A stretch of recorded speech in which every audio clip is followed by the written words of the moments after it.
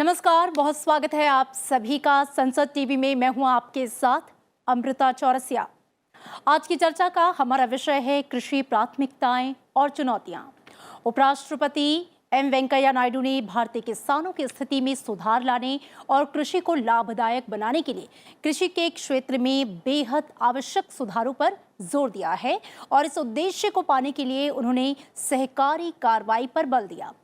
उन्होंने कहा है कि किसान और कृषि वैज्ञानिक एक साथ बातचीत करके एक ऐसी प्रणाली विकसित करें, तैयार करें जो कृषि और किसान समुदाय को ठोस परिणाम दे। उद्यमी और प्रतिभावान युवा अब गांव की तरफ वापस लौट रहे हैं और कृषि में बेहतर तकनीकों का इस्तेमाल कर रहे हैं। उपराष्ट्रपति ने कहा कि ये वापसी उत्साहजनक है, सकारात्मक है, इसमें और तेजी लाए जाने की जरूरत है। आंध्र प्रदेश के पूर्व मुख्य सचिव डॉक्टर मोहन कांडा की किताब agriculture in India contemporary challenges in contest of doubling farmers income का विमोचन करते हुए उपराष्ट्रपति ने यह सुझाव दिया कि जो समस्याएं भारतीय किसानों को उनकी पूरी क्षमता का एहसास कराने से दूर कर रही हैं, दरअसल उसे पहचानने की जरूरत है और उसे दूर करने की आवश्यकता है। कृषि सुधार के लिए केंद्र और राज्य दोनों सर्वोच्च प्राथमिकता और समन्वित कार्रवाई के साथ टीम इंडिया की भावना के साथ काम करें और इसके लिए उपराष्ट्रपति ने 4P का सुझाव भी दिया। 4P यानी कि parliament, political leaders, policy makers और प्रेस यानी कि संसद, राजनीतिक नेता, नीति निर्माता और प्रेस को कृषि के प्रति सकारात्मक और विकासात्मक नजरिया विकसित करने की जरूरत है। वास्तव में कृषि को लाभदायक बनाने में एक क्रांतिकारी बदलाव अब समय की जरूरत है और उपराष्ट्रपति ने कहा है कि कृषि सुधारों के लिए लाए गए कानूनों का भी उन्होंने जिक्र किया और कहा कि हमें ये भी सुनिश्चित करना होगा कि विकास स्थिर हो, टिकाऊ हो। तो आज हम चर्चा करेंगे कृषि प्राथमिकताएं क्या हैं, चुनौतियां क्या हैं, और इस पर बातचीत करने के लिए मेरे साथ दो बेहद खास मेहमान जुड़े हैं। आपसे उनका परिचय करा दूं। आलोक सिन्हा जी हैं मेरे साथ, पूर्व अतिरिक्त सचिव हैं कृषि मंत्रालय। सर, बहुत स्वागत है आपका संसद टीवी में। साथ ही डॉक्टर विनोद कुमार सिंह हैं, आप निदेशक हैं CRIDA हैदराबाद। आप दोनों का बहुत स्वागत। आलोक सिन्हा जी, चर्चा की शुरुआत में आपसे करना चाहूंगी। हम जानते हैं कि सरकार जो है 2022 तक किसानों की जो इनकम है उसको दोगुना करने के लक्ष्य के साथ चल रही है। पूरा जोर जो है वो किसानों को आत्मनिर्भर बनाने पर है। उपराष्ट्रपति भी समय समय पर इस पर जोर देते रहते हैं कि युवाओं की भागीदारी हो, कृषि क्षेत्र को कैसे उन्नत किया जाए, जो चुनौतियां हैं उसे कैसे एड्रेस किया जाए। महामारी काल के दौरान भी हमने देखा, कोविड के दौरान भी, और आर्थिक समीक्षा में भी इस बात का जिक्र है कि 2020-21 के दौरान स्थिर मूल्यों पर 3.4% की वृद्धि जो है वो दर्ज की गई है। कृषि और उससे संबंधित गतिविधियों में खाद्यान्न का जो उत्पादन है वो भी रिकॉर्ड स्तर पर हुआ है। ये भारतीय कृषि के लचीलेपन को दिखाता है। जब हम कृषि क्षेत्र की प्राथमिकताओं की बात करते हैं तो मैं आपसे समझना चाहूंगी वो कौन सी अहम प्राथमिकताएं हैं जो नजर आती हैं। देखिए, हमारे उपराष्ट्रपति महोदय ये खुद ही किसान रहे हैं, बड़े जाने माने किसान रहे हैं।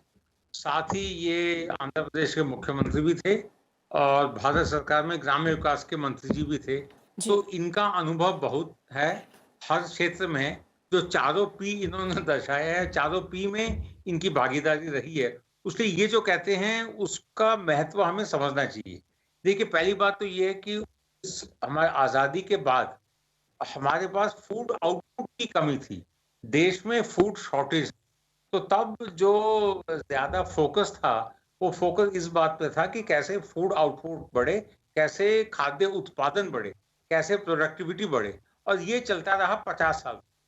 अब जो समय आ गया है, देखिए देश में अब गेहूं, धान और अब पिछले 4-5 सालों से दाल की भी सेल्फ सफिशिएंसी हो गई। लेकिन हमें ये देखना है कि किसान को क्या सही मूल्य मिल रहा है कि नहीं।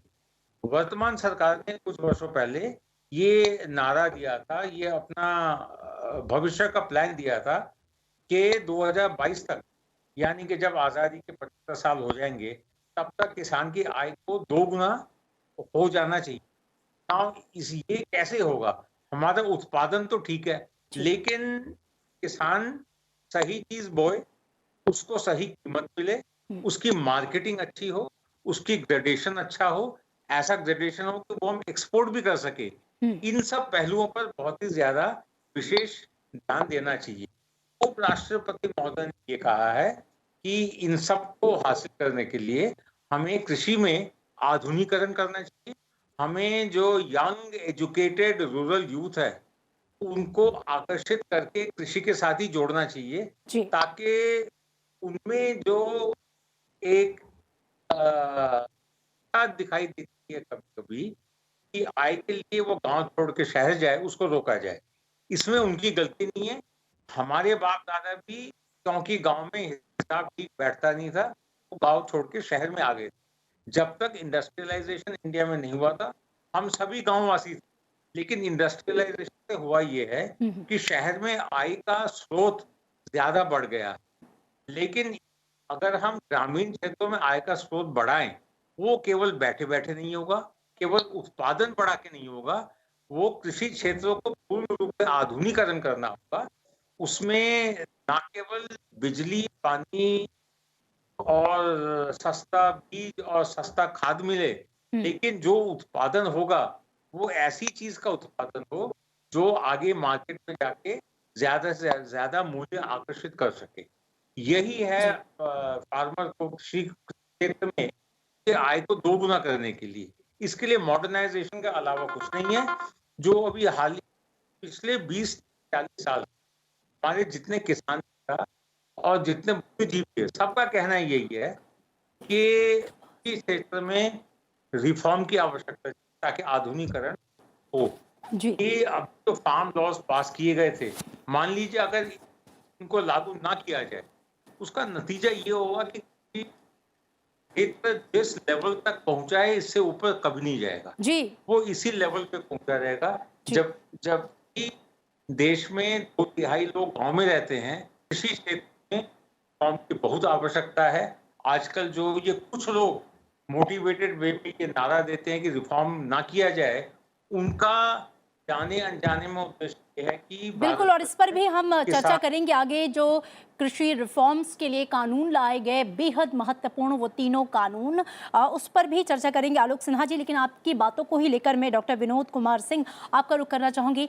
डॉक्टर विनोद, आधुनिकीकरण की बात की आलोक सिन्हा ने, उपराष्ट्रपति का भी जोर है और प्रधानमंत्री भी इसके पूरे पक्ष में कि किस तरीके से अत्याधुनिक तकनीक को कृषि से जोड़ा जाए, युवाओं को जोड़ा जाए। मैं आधुनिक तकनीक की अगर हम बात करें तो ये जो लैंड टू लैब स्कीम है, वैज्ञानिकों का किसानों के साथ सीधा संवाद, जो एक गैप था पिछले कई सालों से, उसे एक पाटने की कोशिश की गई है। कितना महत्वपूर्ण आप मानते हैं जब हम उन्नत तकनीक की, उन्नत कृषि की, विकसित कृषि की बात करते हैं, तो लैंड टू लैब स्कीम को? जैसा कि हमारे पहले वक्ता ने बताया है कि कृषि के अगर हमें विकास का अर्थ ज़्यादा से ज़्यादा लाभ की बात करें तो निश्चित रूप से हमें नवीनतम तकनीकी की तरफ जाना होगा। लैब टू लैंड जो तकनीकी की बात है जी वो कहीं न कहीं हमारे जो प्रसार माध्यम है उसकी तरफ हमें इंगित करता है।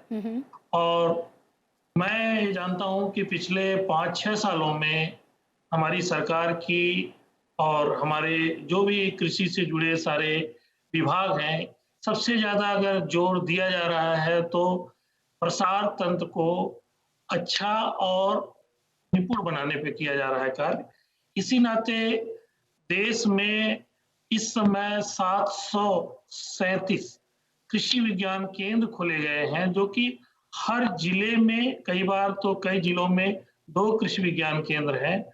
उनके माध्यम से वहाँ की जो वास्तविक स्थिति है, उसकी समस्याओं को जांचने के लिए, परखने के लिए और उनके बीच में ही रह के उनकी समस्याओं के निदान करने के लिए, वो उसका मूल उद्देश्य ही है रिसर्च इन एक्सटेंशन, प्रसार में शोध करना। तो जो तकनीकी आज तक बहुत लंबा एक भारतीय कृषि अनुसंधान परिषद या भारतीय कृषि अनुसंधान से जुड़े हुए और संस्थान या विश्वविद्यालय ने बहुत सारी तकनीकियां इजाद की हैं, जो कि बहुत ही महत्वपूर्ण है किसानों की आमदनी बढ़ाने के लिए, कृषि में स्थायित्व लाने के लिए।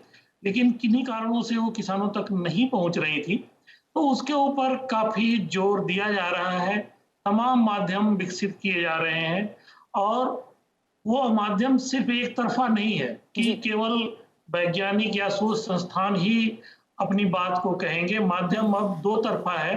किसान अपनी बातों को रख सकते हैं।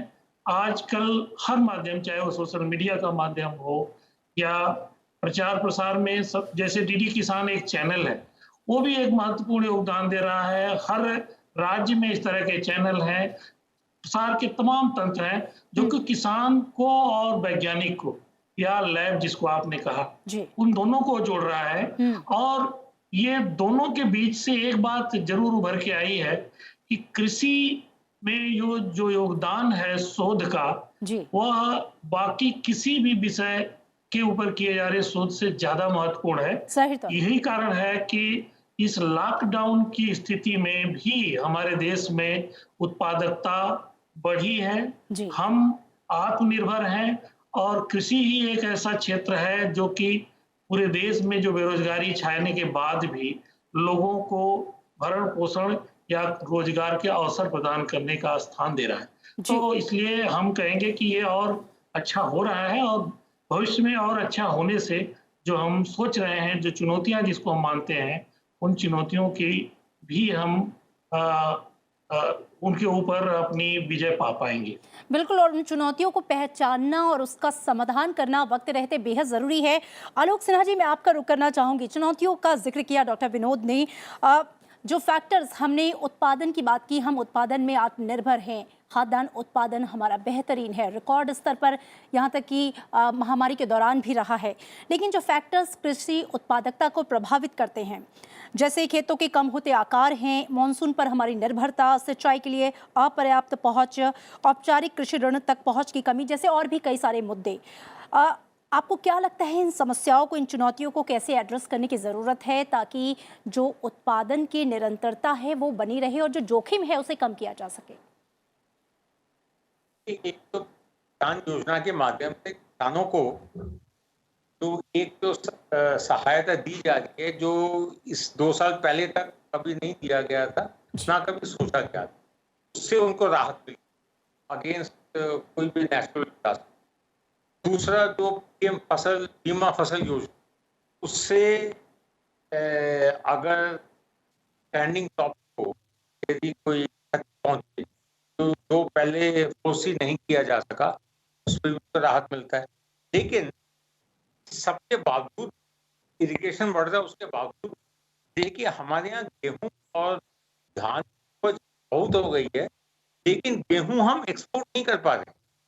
हमारे पास हर साल लगभग 30 लाख टन गेहूं का सरप्लस बढ़ता जा रहा है, लेकिन एक्सपोर्ट क्यों नहीं हो रहा? एक्सपोर्ट इसलिए नहीं हो रहा, एक तो उसमें एमएसपी के माध्यम से कीमत हम बढ़ाते गए हैं। यार वो तो अच्छी बात है ताकि जो किसान जो गेहूं बेचते हैं उनको अच्छा भाव मिले, लेकिन उसको एक्सपोर्ट करने के लिए इंटरनेशनल मार्केट में ग्रेडेशन के बिना कोई नंगा ग्रेन को, नेकेड ग्रेन खरीदता नहीं। हमारे देश में ग्रेडेशन अब तक केवल मैन्युफैक्चर्ड गुड हुआ है।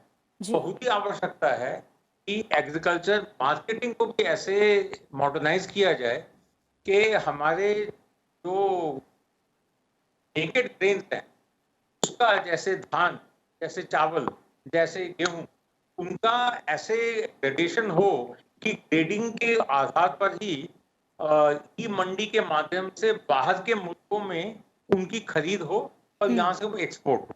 जब तक हम अपना एग्रीकल्चरल आउटपुट को एक्सपोर्ट की तरफ नहीं ले जाएंगे, उसमें आय में ज्यादा वृद्धि होने की संभावना दिखता नहीं। और ये तभी हो पाएगा यदि एग्रीकल्चर सेक्टर को मॉडर्नाइज। आजकल का जो एजुकेशन है, केवल एमएसपी दो और एमएसपी देते रहो, इससे कोई लॉन्ग टर्म नहीं है।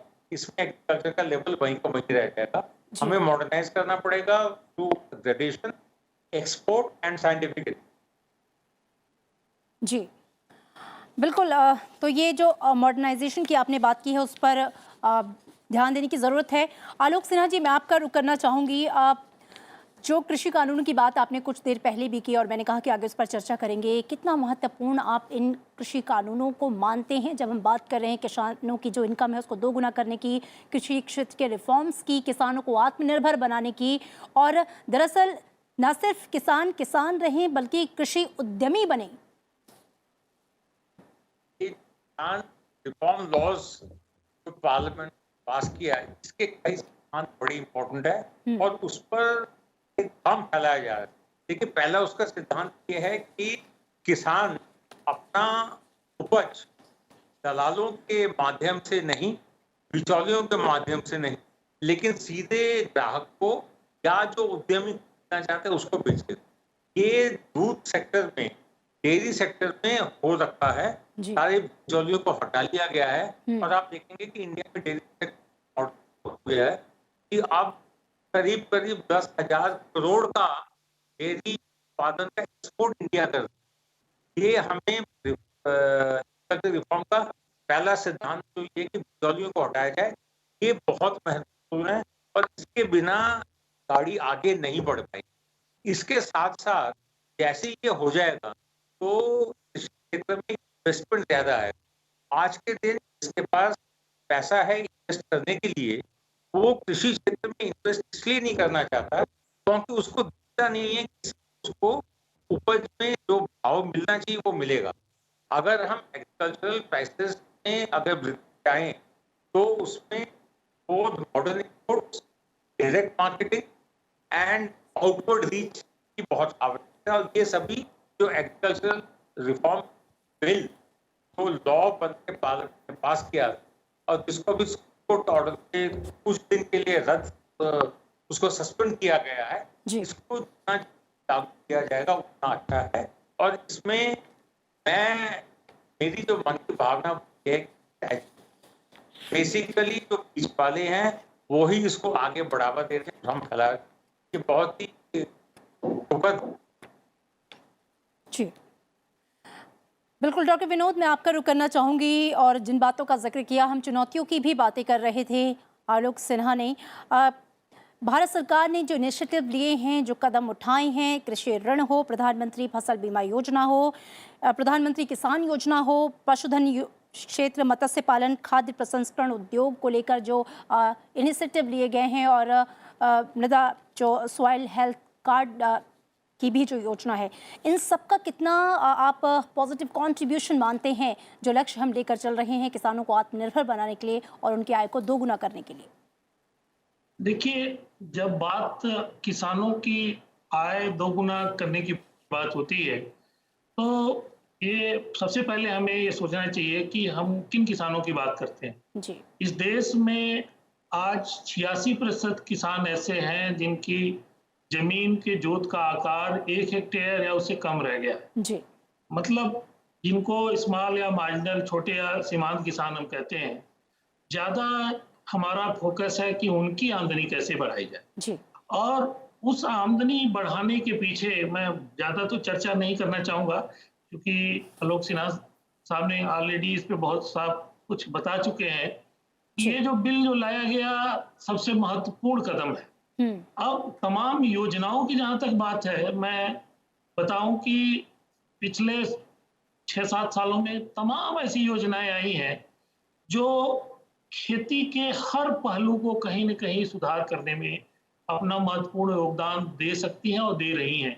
जैसे सॉइल हेल्थ कार्ड स्कीम की बात है। सॉइल हेल्थ कार्ड स्कीम, यह योजना पूरे देश में हर किसान तक ले जाई गई और उसका एक सबसे अच्छा परिणाम जो अब देखने को मिल रहा है कि जो नाइट्रोजन का प्रयोग है, यूरिया का प्रयोग, जो कि हम लोग कहीं ज्यादा से ज्यादा किसान इसके बारे में नहीं सोचते थे, डालते नहीं थे, वह प्रति हेक्टेयर या पर एकड़ घटने लगा है। जी। उसका तरीका कुछ भी हो, किसान की पॉलिसी का ही रोल है कि वो 50 का 45 किलो का बैग किया गया, लेकिन साथ में किसानों में एक जागरूकता आई कि कहीं न हम ज्यादा डालने से हमको कोई फायदा नहीं था, लागत बढ़ रही थी।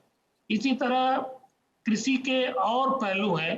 एक वैज्ञानिक के तौर पे मैं बताना चाहूंगा कि इंटीग्रेटेड फार्मिंग सिस्टम अप्रोच है, मिश्रित खेती जिसको हम कहते हैं। जी। ये बहुत पहले से ये चीजें चर्चा में थी, लेकिन अब इंटीग्रेटेड फार्मिंग सिस्टम कोई नई चीज नहीं है, लेकिन हमें ये जानना चाहिए कि हमारी मिट्टी, हमारी जलवायु, हमारी परिस्थिति के हिसाब से क्या खेती और खेती के साथ उद्यम हो सकते हैं। जी। तो इसमें सरकार की जो एक पहल है, एक योजना है, उसको बढ़ावा देने में महत्वपूर्ण कारगर सिद्ध हो रही है। जैसे कि एक वन डिस्ट्रिक्ट वन प्रोडक्ट, एक जिला एक खेती का प्रोडक्ट, ऐसा भी एक कंसेप्ट आया है। जैसे मैं हैदराबाद में हूँ, यहाँ रंगारेड्डी डिस्ट्रिक्ट में मैंगो एक प्रोडक्ट है। तो यहाँ का किसान, यहाँ की सरकार की योजनाएं, यहाँ के लोग आम को बढ़ावा दे रहे हैं। वास्तव में आम की गुणवत्ता विदेश में निर्यात करने योग्य है। तो ऐसे चीजों को अगर इंटीग्रेशन की तरफ हम ले जा रहे हैं योजना के माध्यम से, तो हर किसान तक उसका लाभ मिल रहा है। बीज की बात हो, सीड जो क्लस्टर्स आए, अभी दाल की हम बात कर रहे थे कि हम दाल में हमारी आपूर्ति हम पर्याप्त हो रही है, वो इसका कारण है कि क्लस्टर अप्रोच में हम आए, सीड हब का कंसेप्ट लाया गया। तो ये छोटी छोटी योजनाएं जो हैं, कहीं न कहीं हमें लगता है ये बहुत सारी योजनाएं, लेकिन ये खेती के हर पहलू को सुदृढ़ कर रही हैं। जब वो सुदृढ़ कर रही हैं तो हर किसान, बहुत सारे ऐसे इलाके हैं जहां पशुपालन से ही आमदनी बढ़ सकती है, कुछ इलाके ऐसे हैं जहां पे उद्यानिकी या हॉर्टिकल्चरल क्रॉप्स के माध्यम से या फॉरेस्ट्री के माध्यम से बढ़ सकती है। तो उस तरह की योजनाओं से उन क्षेत्र विशेष को लाभ मिल रहा है। इसलिए पूरे देश में एक समग्र एक सोच तो आ गई है कि हमें किसान की आमदनी बढ़ानी है, उस तरफ का कार्य चल रहा है। और खेती के आमदनी के साथ साथ जो मृदा स्वास्थ्य है, अस्थायी विकास है, अस्थायी उत्पादन है, जिसको हम सस्टेनेबल एग्रीकल्चर कहते हैं, हम उसकी तरफ भी कदम बढ़ा रहे हैं। और एक सबसे बड़ा जो विश्वव्यापी समस्या है जलवायु परिवर्तन, ये सारी चीजें अगर देखेंगे जो केंद्र बिंदु में, तो हम इन सारी योजनाओं के माध्यम से उसको भी हम कहीं न कहीं वो एक चुनौती के रूप में उसको भी हम एड्रेस कर रहे हैं, हम उसको देख रहे हैं। तो मेरी समझ से योजनाएं कि खेती के समग्र विकास के लिए बहुत ही कारगर सिद्ध हो रही हैं। खेती के समग्र विकास के लिए कई मोर्चों पर काम हो रहा है। डॉक्टर विनोद, आपका रुख करूंगी। आलोक सिन्हा जी, एक बेहद महत्वपूर्ण एक प्रश्न है मेरा। उपराष्ट्रपति ने भी इस बात का जिक्र किया है। पिछले दिनों एक सर्वे आया था कि जो गाँव में युवा हैं, जो नई पीढ़ी है, वो दरअसल बहुत कम प्रतिशत ही जो हैं रुककर खेती बाड़ी में लगना चाहते हैं। उन्हें जोखिम का खतरा होता है या उतनी अपॉर्चुनिटीज़ दिखाई नहीं देती, वो पलायन कर जाते हैं, दूसरे करियर्स को जो है दूसरे ऑप्शंस को ज़्यादा प्राथमिकता देते हैं। युवाओं की दिलचस्पी इस क्षेत्र की ओर ज़्यादा से ज़्यादा बढ़े, इस पर उपराष्ट्रपति ने भी जोर दिया अपने वक्तव्य में। इसके लिए क्या कुछ खास किया जाने की ज़रूरत है? जो ग्रामीण युवा हैं, तो अगर ग्राम में रोकना है तो के लिए एक का जो पेशा है एग्रीकल्चर, उसको मॉडर्नाइज करना पड़ेगा। मॉडर्नाइजेशन के माध्यम से डिग्निटी देनी पड़ेगी और फाइनेंशियली उसमें हायर सोर्स ऑफ इनकम रखना पड़ेगा। देखिए, विनोद जी ने एक बड़ा अहम बात कही कि जो हमारे किसान भाई लोग हैं, उनमें से 86% तो या तो सीमांत कृषक है या भूमिहीन कृषक, और इन्हीं की आय बढ़ानी चाहिए। तो इसमें देखिए, उपराष्ट्रपति महोदय ने जो कहा था कि सहकारिता के माध्यम से यदि किसान भाइयों को ऑर्गेनाइज किया जाए तो उनका स्केल ऑफ बढ़ जाएगा, और स्केल ऑफ ऑपरेशन जहां बढ़ेगा, इन्वेस्टमेंट उसमें आना शुरू हो जाएगा, और जहां इन्वेस्टमेंट आना शुरू हो जाएगा तो मॉडर्नाइजेशन का जो रास्ता है वो ज्यादा आसान है। यदि गांव के को वहां रोकना है तो रोकिए, तो ग्रामीण जीवन को सुधार लानी पड़ेगी, उसमें के आय को करना पड़ेगा। एग्रीकल्चर को मॉडर्नाइज किया जाए तो वो अपने आप जो युवाओं ने जो शिक्षा प्राप्त उसका लाभ बिल्कुल, और वो अपने आप गाँव में ज्यादा दिन रुकने के लिए तैयार हो। बिल्कुल। तो आधुनिक कृषि पर खासा फोकस और इसे और बढ़ाने की ज़रूरत है। जो जोखिम है कहीं ना कहीं उसे कम से कम किए जाने की ज़रूरत है, ताकि जो युवा हैं वो अपने एक अच्छे करियर के विकल्प पे या एक अच्छे बिजनेस के विकल्प के रूप में भी इसे अपनाएं। आप दोनों खास मेहमानों का शुक्रिया। चूंकि वक्त की कमी है तो जो बातें निकलकर सामने आई और उपराष्ट्रपति जी ने भी जिसका जिक्र किया कि सहकारी तरीके से इसे आगे बढ़ाया जाए और लैंड टू लैब यानी कि वैज्ञानिक और किसानों के बीच एक संवाद स्थापित किया जाए, तकनीक का ज़्यादा से ज़्यादा इस्तेमाल हो, जोखिम को कम किया जाए, उत्पादन है और उस उत्पादन को कैसे निर्यात किया जाए, तमाम तरह की जो चीज़ें हैं वो कृषि के विकास के लिए बहुत ज़रूरी हैं। और जो 3 विशेष तौर पर कानून लाए गए वो भी कृषि क्षेत्र के विकास के लिए आवश्यक हैं। इसी के साथ आज की चर्चा में इतना ही। दीजिए इजाज़त। नमस्कार।